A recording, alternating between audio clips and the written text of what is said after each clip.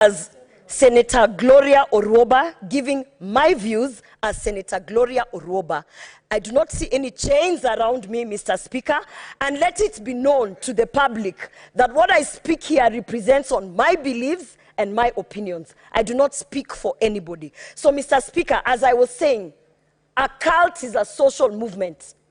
And that is what it is. A cult is a social movement.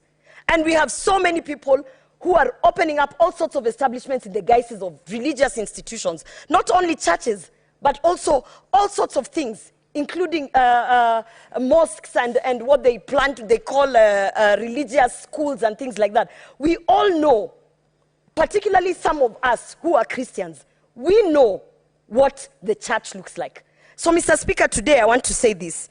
What we lack, and we are in this house, this is the upper house, where we have been sent as senators to legislate. And what we lack in this country, Mr. Speaker, is that there is no legal definition of a cult. Because, Mr. Speaker, if we had a legal definition of a cult, Mr. Speaker, then this would have been a very clear case of this is a cult, this is what it entails, and this is how we have to, deal with this matter, Mr. Speaker. We had the pronouncement of our leaders saying that this is a terrorist. I agree, Mr. Speaker. This is not a pastor. This is a terrorist. A terrorist who has actually gone out of their way to influence people to kill themselves, just as we have suicide bombers, Mr. Speaker. So when we are weighing in on this matter, I wanted to sensitize people that when we are talking of cults, Mr. Speaker, whether you want to put a blanket on them and call them religious institutions and try to tie them to the church, Mr. Speaker, it is obvious, it is in the public domain that any person who actually pushes other people to kill themselves or pushes other people to have extreme activities within a social movement is a cult, Mr. Speaker. I want to say that Article 32 of our Constitution actually states that every person has the right to freedom of religion, thought, belief, and opinion, Mr. Speaker.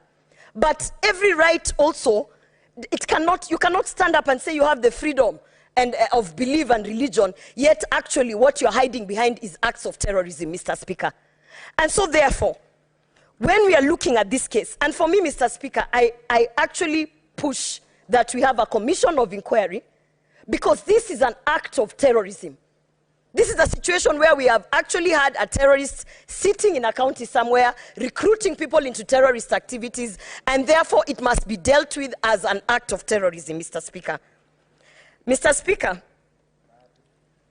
it also states in our Constitution that the state shall take legislative policy and other measures, including setting standards to ensure that all rights are protected, Mr. Speaker.